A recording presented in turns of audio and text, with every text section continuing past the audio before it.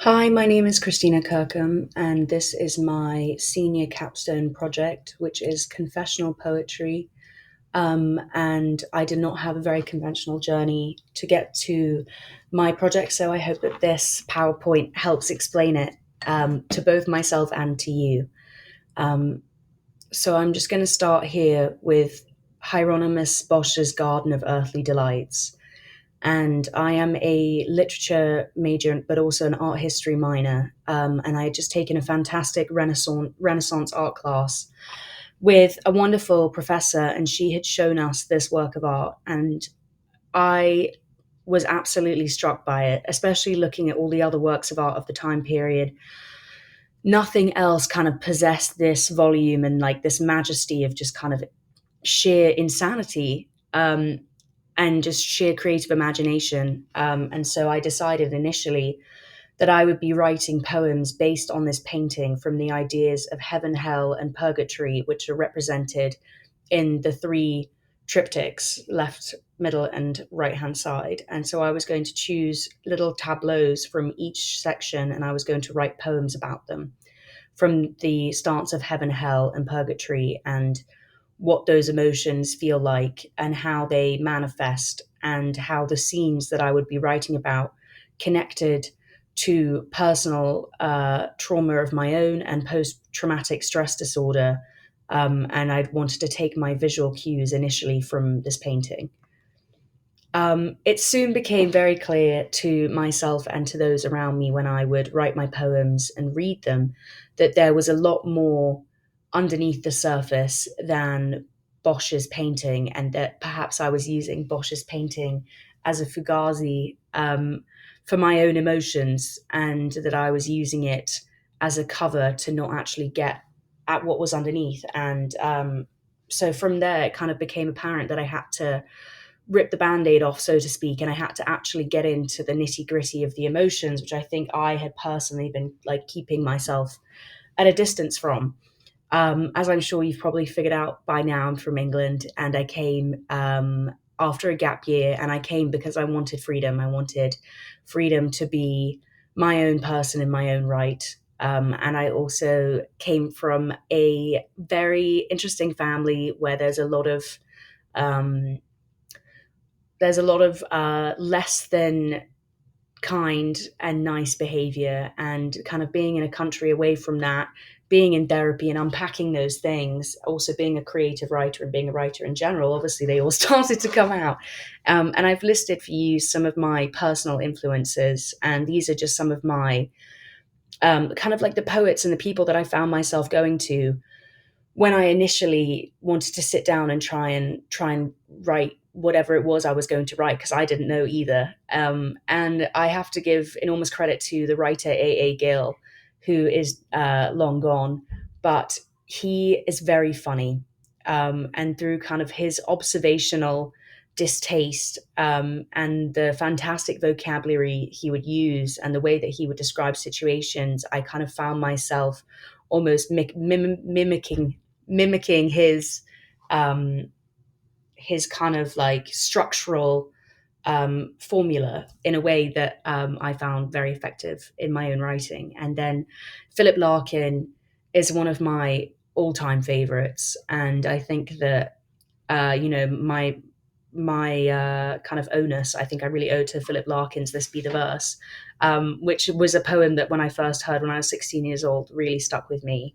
And um, especially now when I think about my own poems in relations to my own poetry, there's a lot of themes within Larkin's work that I display in my own. And there's, one poem, they fuck you up, your mum and dad. They may not mean to, but they do.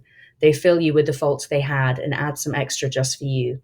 But they were fucked up in their turn by fools in old style hats and coats who half the time were sloppy stern and half the time at one another's throats. Man hands on misery man to man, it deepens like a coastal shelf. So get out as early as you can and don't have any kids yourself. And for some reason, that was my introduction to Philip Larkin. And from there, I fell in love with his, I would say, misery.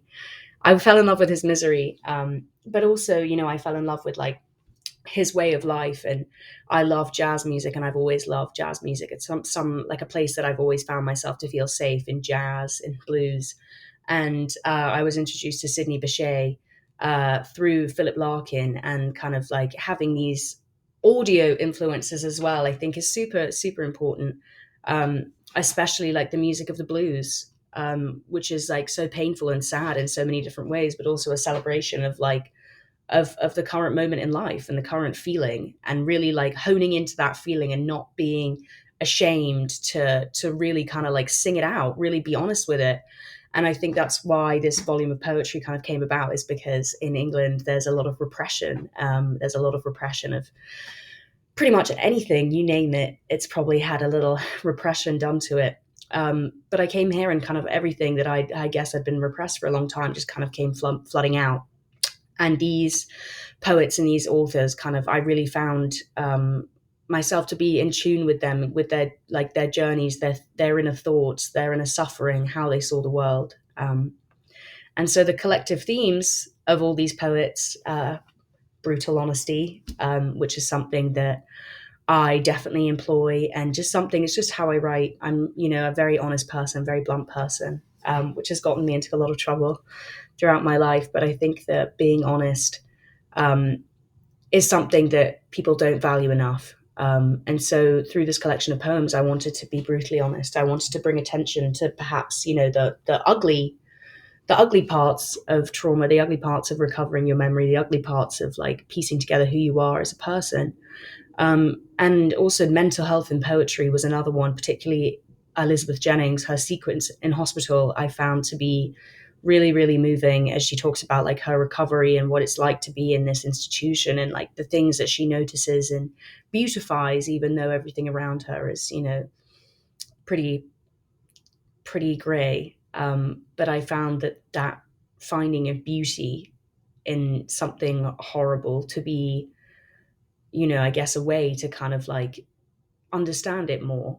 And so, yeah, reflection and observation, my two next points. And that's kind of what I've been trying to do within my work, and within um, finding my co-authors, so to speak, those people who are inspiring me. Um, yeah, and it all started with this. So we have this fantastic painting to thank, and also Hieronymus Bosch suffered from St. Anthony's fire, which basically they found to be LSD on the brain. So he was very neurodivergent, as I'm sure is pretty obvious from this painting. And I think it's funny that I found a connection to him through my own mental, you know, stuff, so shall we call it. Um, but anyway, understanding PTSD in the body is pretty hard, and it's pretty lonely sometimes, and it can be very isolating, and it's hard to understand. And I was living this reality every day, and I'm a happy, smiley person. I try to be. I try to give as much as I can to the world, but sometimes it's hard to explain, like, these things that are going on inside of you when people can't see them. And so I decided I had to write from my reality in order to be true to myself and true to what I was going through, and to try and understand it better. And so my family is very interesting. I have adoptions on both sides, which leave big blank question marks. There's a history of mental illness, mental instability, but no one wants to talk about it.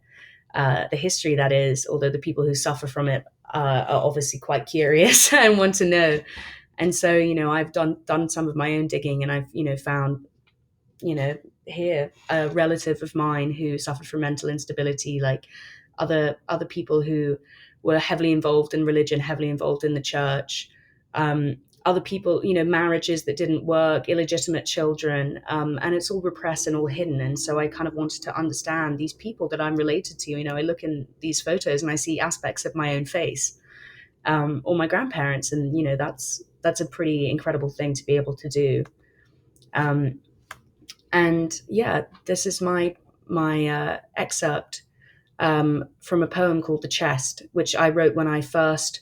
This is the first poem I wrote, the first honest poem I wrote about my feelings and what I was going through.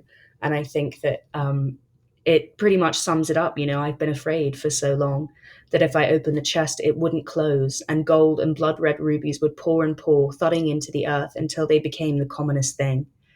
my cheeks tinged with shame that pinches pores involuntarily together to feed the blood flow of guilt and grief that permeates smile lines and scars. I am grieving for the family I did not have. I have buried them here one by one and wept by my mind's graveside. But if only it was so. Hauntings occur, possessions too, rages I do not recognize, words that are so foul and vile they make demons wish they were never born.